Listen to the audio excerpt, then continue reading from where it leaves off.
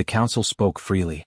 The Galactic Concord Council convened where no sound was ever meant to escape. The vault of resonance drifted inside a hollowed dwarf asteroid, wrapped in gravitic rings and pressure-veiled crystal walls. Within it, speech did not merely travel, it imprinted. Every vibration was bent, filtered, and archived by ancient technologies older than many of the species who used them. The council believed the vault absolute. What was spoken here could never be overheard.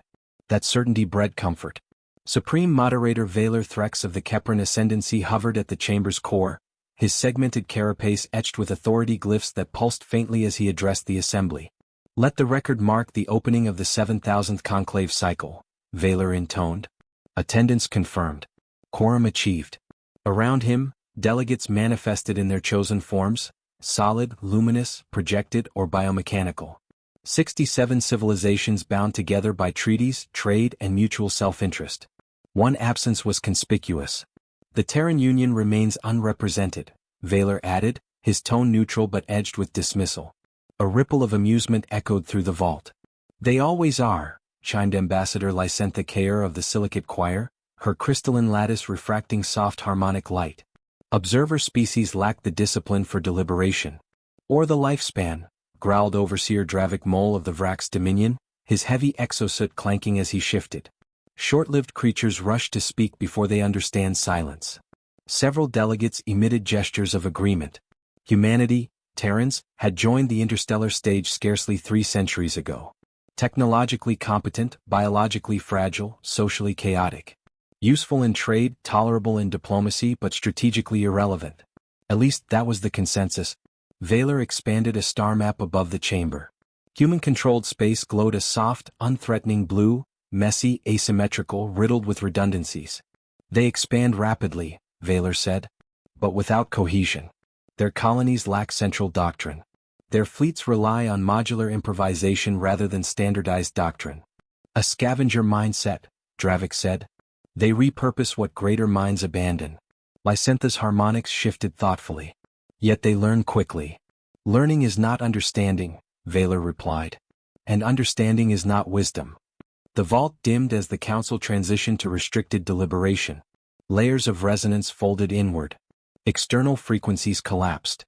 This was the deepest level of privacy the Concord possessed. Here they spoke freely. "Phase Veilfall proceeds as scheduled," Valer announced. A cascade of data streamed through the chamber. Trade vectors subtly redirected, resource dependencies quietly tightened, border conflicts encouraged just enough to distract but not unite. No fleets. No declarations.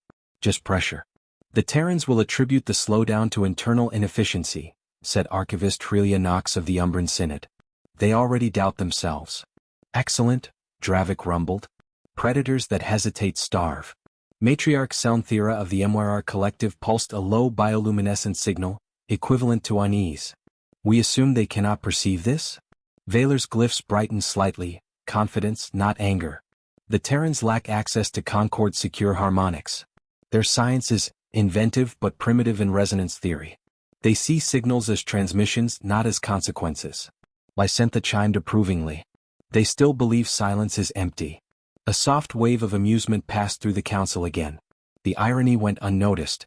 Beyond the vault's crystalline shell, the asteroid continued its slow rotation through dead space. Nothing appeared out of place. No probes. No distortions. Inside, the council continued. "Once their peripheral economies destabilize," Valer said, "they will request mediation. And we will offer assistance," Dravik added, "at cost." "Observer status may be revoked," Crelia suggested. "For their own protection." "Agreed," Valer said. "They are not ready for parity." The matter seemed settled. Yet, deep within the vault's resonance lattice, something minute shifted. Not a breach. Not an intrusion. A reflection. The council's voices, layered and harmonized, produced micro-oscillations, statistical noise easily ignored. But the noise repeated, folded, resonated against itself. A pattern. The vault archived everything, but it also sang. And songs, once sung often enough, traveled farther than intended. No alarms sounded. No delegate noticed the faint harmonic echo slipping free of the asteroid's gravitic veil, stretching across interstellar distances as nothing more than background fluctuation. By the time the council adjourned, confident and unchallenged, The echo had already reached its destination. Far away, around a modest yellow star, human instruments quietly adjusted their filters. And for the first time, the Council's certainty rested on an assumption that was already wrong. The Council had spoken freely. And somewhere in the dark, humanity was listening. The quietest species. The signal arrived as it always did, unannounced, unremarkable, and easy to miss if one did not know how to listen. In the Helios Deep Range Array, buried beneath 3 kilometers of regolith on Luna's far side, a ribbon of data unfurled across a darkened operations chamber.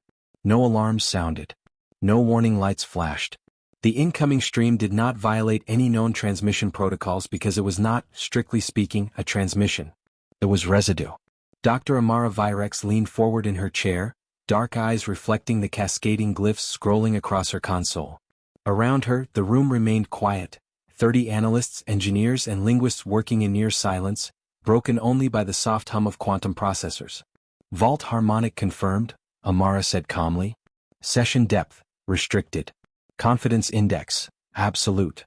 At the center of the room, Director Iria Cade clasped her hands behind her back. She did not smile. She rarely did during live intercepts. How long was the session? Iria asked. Amara glanced at the data. 4 hours, 11 minutes. They discussed us for 27. No one reacted outwardly. That restraint had taken years to cultivate. When humanity had first discovered the Council's oversight, decades earlier, it had nearly broken them. The realization hadn't come from espionage or infiltration. It came from curiosity. Human scientists, fascinated by alien communications, had noticed something odd. Concord's secure silence behaved like compressed matter. It bent around observation.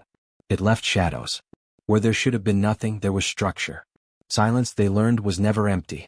So they built instruments not to receive messages, but to observe absence. Detectors tuned to variance, not signal. Resonance telescopes that listened for the shape of quiet. That was how Helios was born.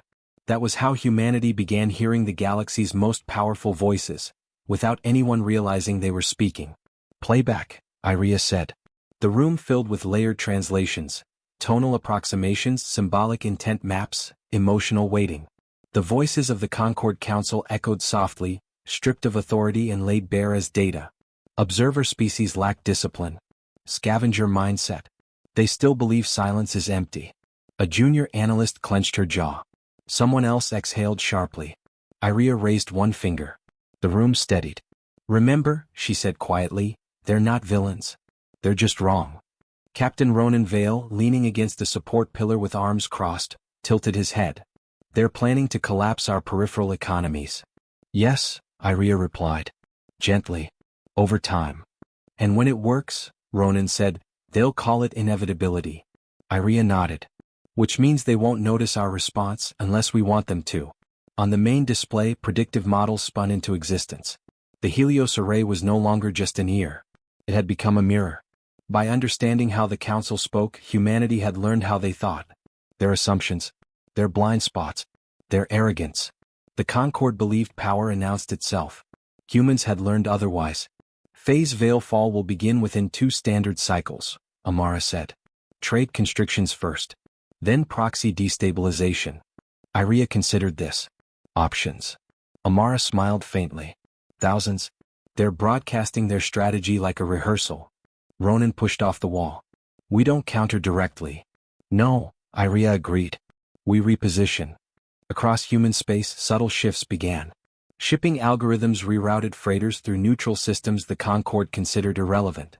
Resource dependencies quietly diversified. Colonies previously labeled economically fragile received infrastructure boosts disguised as routine upgrades. Nothing dramatic. Nothing hostile. When border tensions flared near human-aligned worlds, Terran envoys arrived before the conflicts escalated, with relief ships, engineers, and mediators.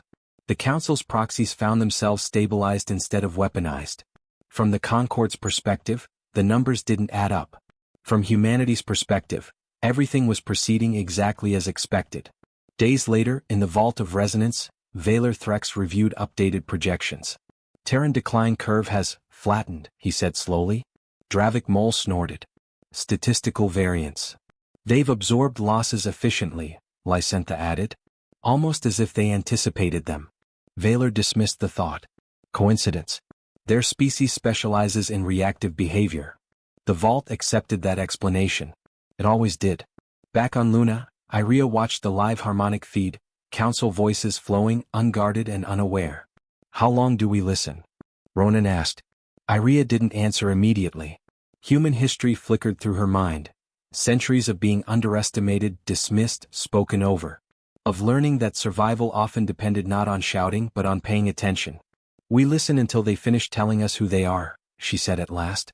Ronan smiled slightly. And then? Then, Iria replied, eyes fixed on the data, we decide when to speak. The Helios array continued its quiet work, converting arrogance into information, confidence into vulnerability. The council believed humanity stood at the edge of relevance, waiting to be shaped by greater powers. They did not realize that the quietest species in the chamber had already memorized every word spoken. And patience, humanity knew, was not passivity. It was preparation. The message that shouldn't exist. The interruption lasted less than a heartbeat. In the vault of resonance, Supreme Moderator Valer Threx was midway through a statistical dismissal when the chamber's harmonic lattice stuttered. Not a breach, those triggered alarms. Not interference, those left scars. This was alignment. The air vibrated with a frequency that did not belong. Correction, a voice said, calm and unmistakably alien to the chamber. Your predictive model is off by 12%. Silence fell so abruptly that even the choir's natural harmonics collapsed. Valer's authority glyphs flared white-hot. Identify source, he commanded. The voice continued, ignoring him. You're assuming our expansion follows scarcity pressure. It doesn't. It follows redundancy planning and failure tolerance. A holographic figure resolved at the chamber's center. Unauthorized, uninvited, impossible. Human. A man in a simple naval uniform, no insignia beyond a small Terran emblem. His posture was relaxed. His expression attentive, almost apologetic. My name is Captain Ronan Vale, the figure said. Terran Union. This transmission is not hostile. The vault erupted. Security constructs unfolded from the walls, geometric weapons of force and resonance snapping into position. Lysentha's crystalline form rang with panic dissonance. Overseer Dravik Mol surged forward, exosuit powering up. This is a violation. Dravik roared. Sever the chamber. Valer initiated emergency isolation. Nothing happened. The vault systems responded with a status no one had seen before. Source, internal. Valer froze. That's not possible. Ronan inclined his head. It shouldn't be. How are you here? Lysentha demanded, her voice splintering into sharp harmonics. This chamber is sealed beyond perception. Ronan's image flickered slightly, then stabilized. You're broadcasting, he said. You always have been. You just never believed anyone would bother listening. Matriarch Selnthera pulsed with alarm. How long? She asked, the question trembling through the MRR collective.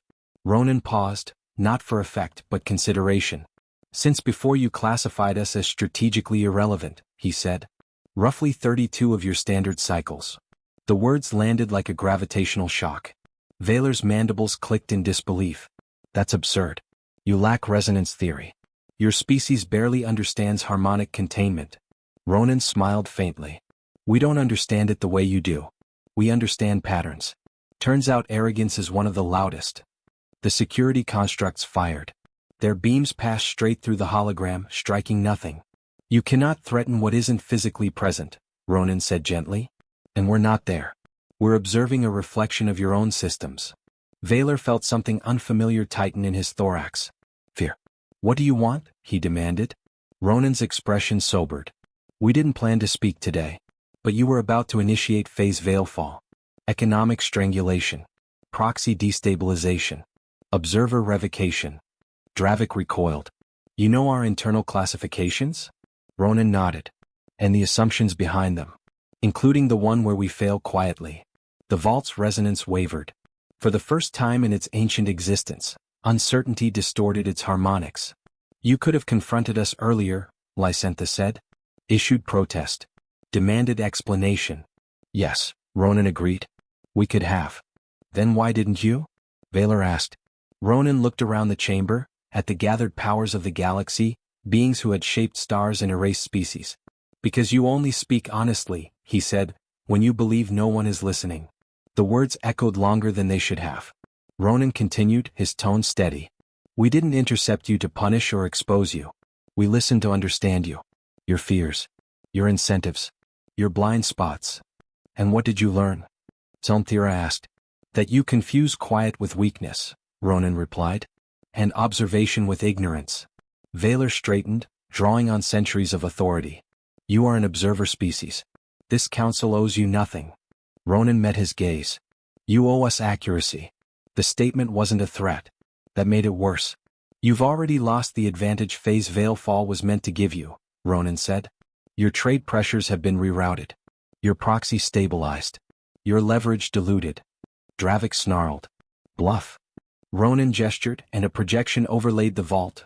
Live data, Concord origin metrics mirrored back with Terran annotations. Every contingency. Every adjustment. Every quiet correction humanity had already made. The Council saw their own plans, completed, neutralized, and archived.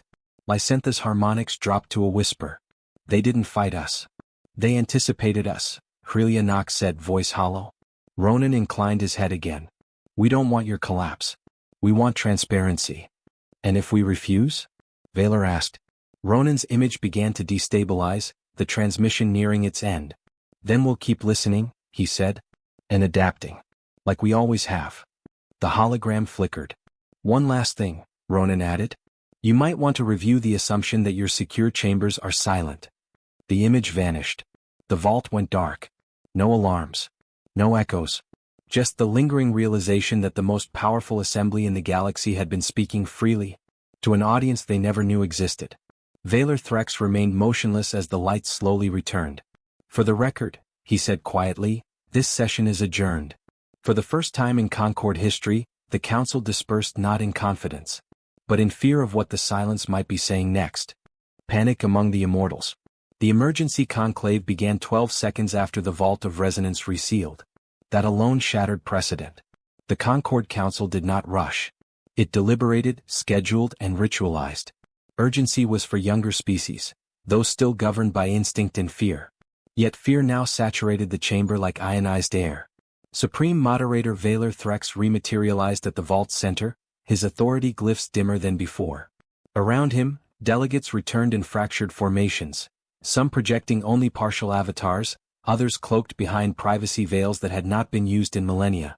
They penetrated the vault, Overseer Dravik Mole growled, slamming a mechanized limb into the resonance floor. That alone is justification for sanctions. Or annihilation. They did not penetrate, Archivist Hrelia Nox corrected, her shadow form rippling. They listened. That distinction is meaningless, Dravik snapped. It is everything, Lysantha Kea replied softly, her crystalline harmonics strained. If our most secure silence was observable, then what else have we been wrong about? A wave of uneasy resonance spread through the chamber. Valor raised a limb. Order. Panic serves no one. The word felt thin even to him. Report, he commanded. Hrelia gestured, and streams of data cascaded through the vault, economic flows, diplomatic vectors, conflict probabilities. Everywhere the Council had applied pressure, resistance had softened it. Every trap had been sidestepped. Every manipulation had been anticipated. Terran countermeasures began before Phase Veilfall was formally enacted, Hrelia said. In some cases before it was finalized. That's impossible, Dravik said. Even we didn't know the final parameters. Silence followed. Understanding crept in slowly like a predator. They heard the deliberations. Zalnthira pulsed, her bioluminescence dimming. Not summaries. Not outcomes. Thought processes. Lysantha's facets dulled. They know how we decide. The Council had always believed power lay in secrecy, in deciding unseen, shaping events from behind layers of obscurity. Humans had turned that inside out. Valor felt a cold realization settle through his neural lattice. We have been transparent to them, he said quietly. For decades. The word decades echoed like an indictment. Emergency measures were proposed in rapid succession. Total frequency collapse, Dravik insisted. Shut down all harmonic deliberation. That would paralyze interstellar governance, Hrelia replied. Our infrastructure is built on resonance. Then isolate the Terrans, another delegate suggested. Full embargo. No contact. Lysantha emitted a brittle tone. Too late. They've already formed auxiliary alliances, outside Concord space. Species we considered insignificant. Vaylor studied the incoming diplomatic data. He recognized names once dismissed as footnotes. Minor trade polities, post-collapse civilizations, fringe collectives. All now aligned, loosely, voluntarily, with humanity. Not bound by fear. By trust. They didn't coerce anyone, Vaylor said. They helped them. Dravik scoffed. A temporary deception. Is it? Selmthira asked. Or have we forgotten what cooperation looks like without hierarchy? That question unsettled more than any threat. The Concord had ruled through balance of power, carefully maintained inequities and controlled access. Humanity had offered something dangerously simple. Support without obligation. Information without leverage. Listening without immediate reply. They're not behaving like a rival power, Lysentha said slowly. They're behaving like observers who finally understand the system. Vaylor recalled Ronan Vale's words. You only speak honestly when you believe no one is listening. The council had revealed its soul, and found it wanting. A sudden influx of priority signals interrupted the conclave. External. Vaylor stiffened. From where? Prelia analyzed the source. Multiple non-member systems. Simultaneous. The first transmission resolved. A species known as the Eliari driftborn, long marginalized by Concord trade laws. We request clarification, the Eliari speaker said, voice steady. Are humans now under sanction? Before Vaylor could respond, another signal cut in, then another. Requests. Concerns. Offers of mediation. All centered on humanity. They're watching us, Lysentha whispered. Dravik's exosuit hissed as he powered down slightly. The humans didn't just listen to us, he said. They made the galaxy listen to them. Vaylor felt the weight of something unfamiliar press against his authority. Accountability. For the first time, he said slowly, our actions are being evaluated in real time, by species outside our control. And judged, Selmthira added. The conclave descended into fragmented debate. Some called for force. Others for negotiation. A few, very few, suggested introspection. Vaylor withdrew from the noise, retreating into internal computation. Humanity had not challenged the council with fleets or ultimatums. They had challenged it with exposure. And exposure, Vaylor realized, was the one thing the Concord had never prepared for. We cannot erase what they've heard, he said at last. The chamber quieted. We cannot outpace a species that plans by listening, he continued. And we cannot rule a galaxy that no longer believes our silence is empty. A long pause followed. What do you propose? Lysentha asked. Vaylor exhaled, a sound like grinding stone. We do the unthinkable, he said. We speak to them openly. The words sent a shock through the vault. Dravik stared. As equals. Vaylor did not answer immediately. Somewhere light years away humans were undoubtedly listening, not to this chamber now but to the galaxy's response. At least, Vaylor said finally, as beings who have been heard. The emergency conclave adjourned, not with resolution but with uncertainty. For the immortal architects of galactic order, that uncertainty was more terrifying than war. Because for the first time in their long dominion, they were no longer alone in the silence.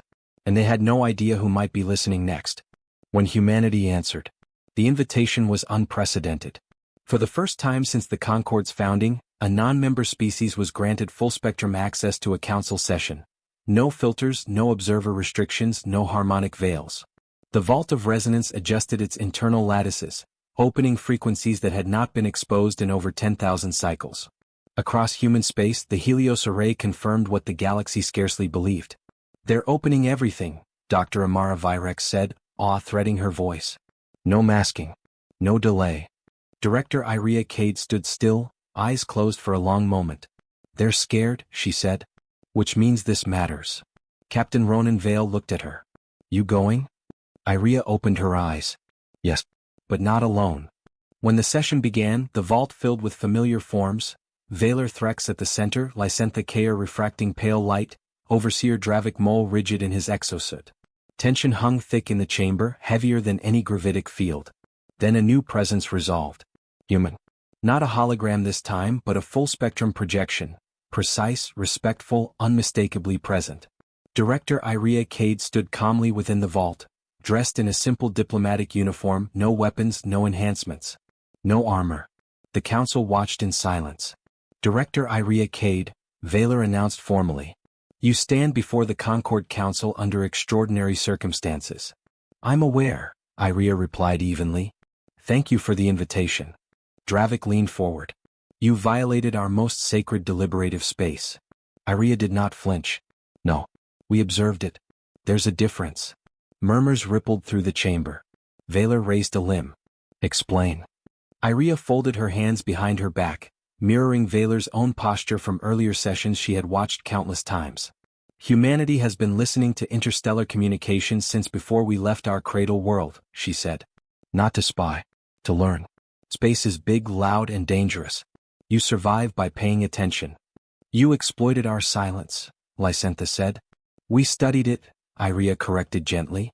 You treated silence as ownership. We treated it as information. Selnthera pulsed thoughtfully. Why remain hidden? Why not confront us sooner? Iria met the MYR matriarch's gaze. Because the moment we announced ourselves as listeners, you would have stopped speaking honestly. That landed harder than any accusation. Dravik's voice lowered. You allowed us to plan harm against you. Yes, Iria said. And in doing so, you showed us exactly how far you were willing to go, and how far you weren't. Vaylor's mandibles twitched. You manipulated our assumptions. Iria nodded once. You manipulated ours first.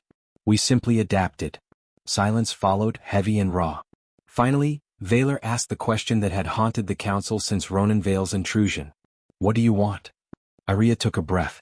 We want transparency, she said. Open deliberation. Mutual visibility. Not dominance, accountability. Dravik scoffed. You expect the Concord to dismantle its foundations because you overheard us? No, Iria replied. Because the galaxy did.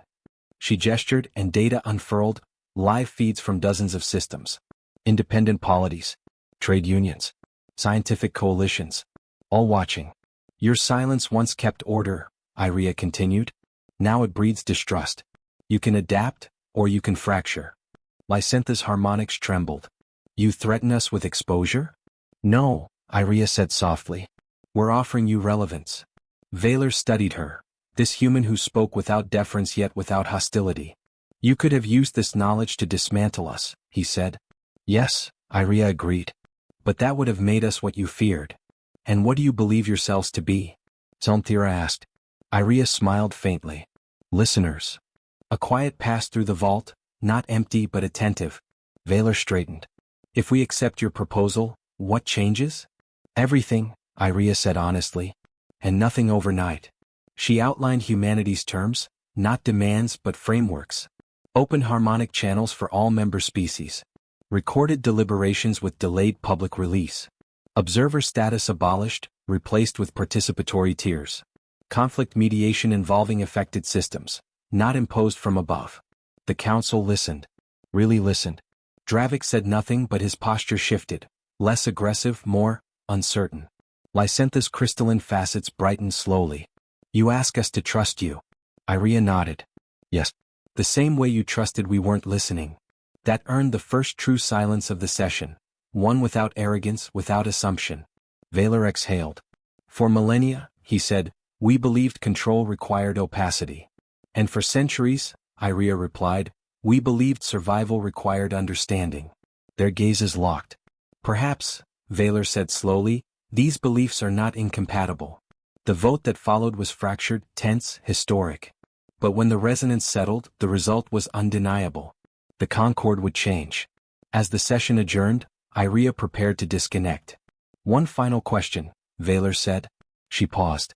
Are you still listening? He asked. Iria smiled, not slyly, not triumphantly.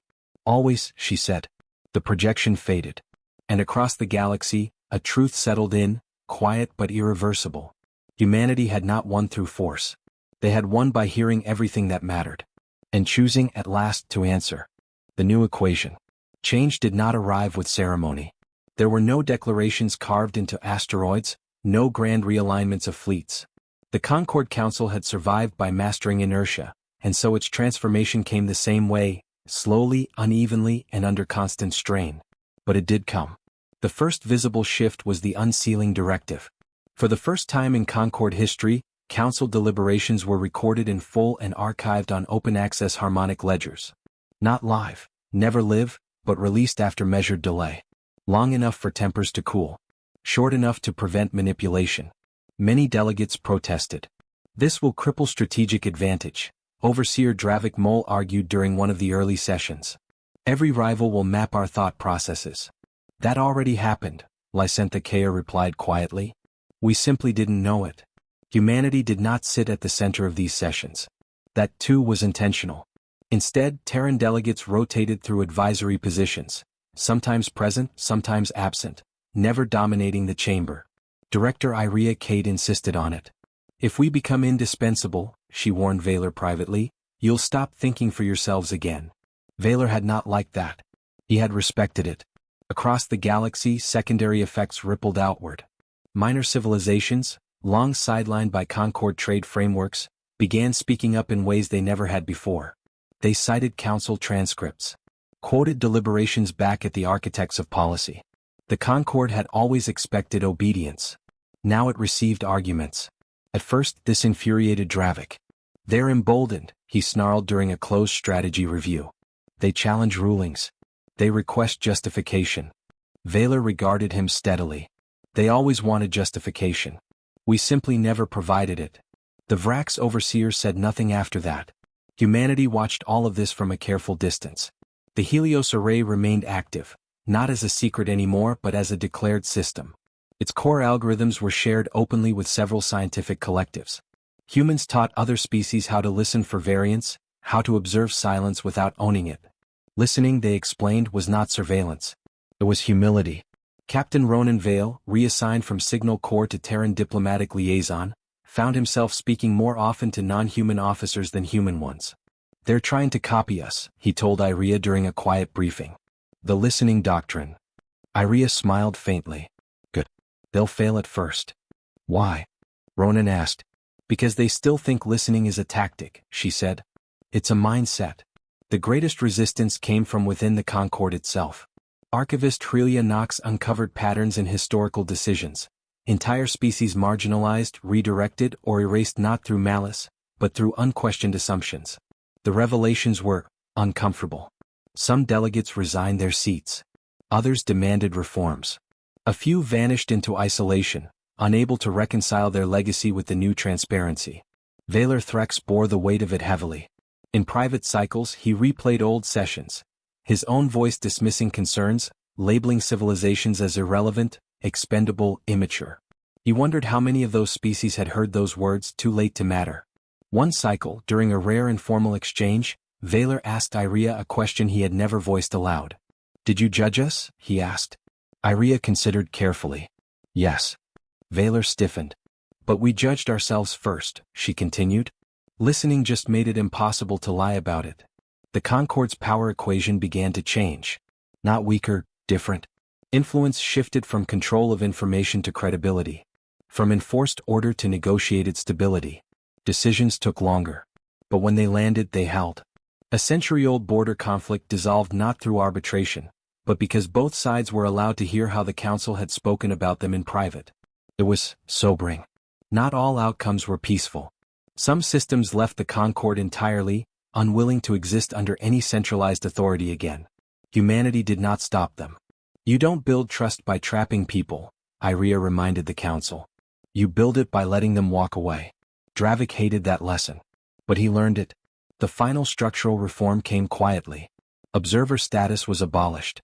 In its place rose the listening accords, a tiered participation framework based not on age, power, or technological level but on engagement. Any species willing to open its deliberations to scrutiny could sit at the table. Many refused. Some joined. Humanity declined permanent membership. That decision stunned the Council. You've earned a central seat, Lysentha said. Why refuse it? Ronan answered this time. Because the moment we stop listening and start ruling, he said, you should worry about us.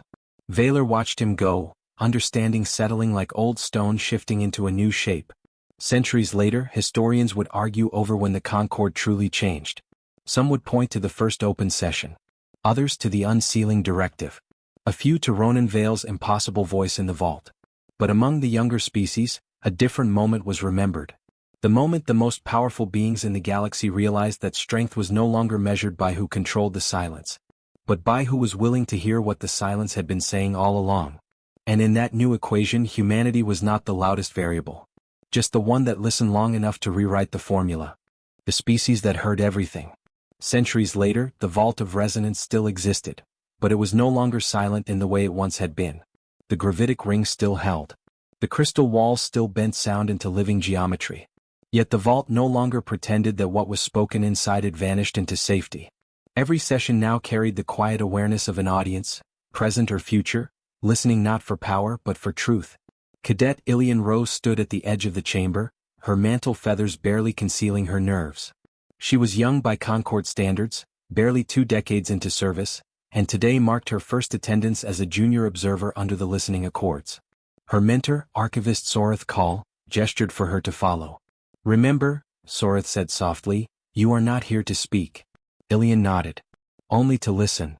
Soreth's eyes softened. "Exactly."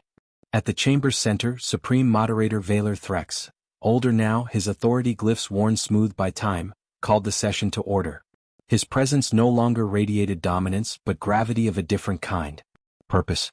As deliberations began, Ilian found herself struck not by what was said, but how it was said.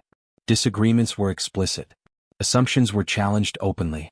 Silence, when it came, was deliberate, used to consider, not to conceal. Between agenda items, Soreth leaned closer. "You know why this chamber changed?" he murmured. "Yes," Ilian said. "The Terrans." Soreth smiled faintly. "Most say that. Few understand it." Ilian hesitated. "They listened when they weren't supposed to. They listened when we assumed no one important would," Soreth corrected. "That distinction matters. Across the galaxy, humanity had changed too, though not in the ways many had predicted. They never became rulers. They never unified the Concord under Terran doctrine or language or law. Instead they dispersed. Human listening frameworks were now taught in dozens of academies, adapted into alien philosophies and practices. Some species used them for diplomacy, others for science. A few, quietly, for introspection. The Helios Array still operated on Luna, though it was no longer secret. Tour groups visited its outer halls. Students studied its earliest logs, marveling at how something so subtle had reshaped galactic history. Director Iria Cade did not live to see all of it.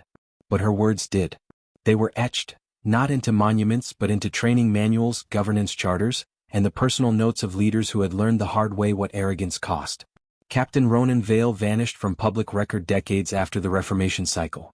Some said he retired to a frontier world. Others claimed he joined a deep space listening expedition beyond mapped regions. Humanity never clarified. They rarely clarified anything unless it mattered. Ilian watched as the council debated a border dispute between 2 minor systems, once the kind of issue that would have been settled with imposed rulings and quiet resentment. Now both systems had representatives present. Both were allowed to speak. And more importantly, both were allowed to hear how the council spoke about them. The debate took longer. But when it ended, neither side left feeling unseen. "That," Soreth said softly, "is the Terran legacy." Ilian tilted her head. "Listening?" Soreth nodded. "And the courage to be overheard." In later cycles, historians would try to pinpoint the moment the Concord truly transformed. Some argued it was the day humanity spoke inside the vault. Others insisted it was the first unsealed transcript. A few claimed it happened much later, when the council accepted that authority without accountability was merely delayed collapse. But among cadets, diplomats, and scholars across 1,000 species, a simpler story endured. Once, the most powerful beings in the galaxy believed silence was empty. They believed privacy was absolute. They believed lesser species spoke only when invited, and listened only when permitted. Then they discovered that one young, chaotic, short-lived species had been listening the entire time. Not to conquer. Not to expose. But to understand. And when humanity finally spoke, it did not shout. It corrected. It asked questions. It offered mirrors instead of weapons. From that moment on, the galaxy learned a lesson older than stars and harder than any law. Power announces itself. Wisdom waits. And the future belongs not to those who speak the loudest, but to those who hear everything, and choose carefully when to answer.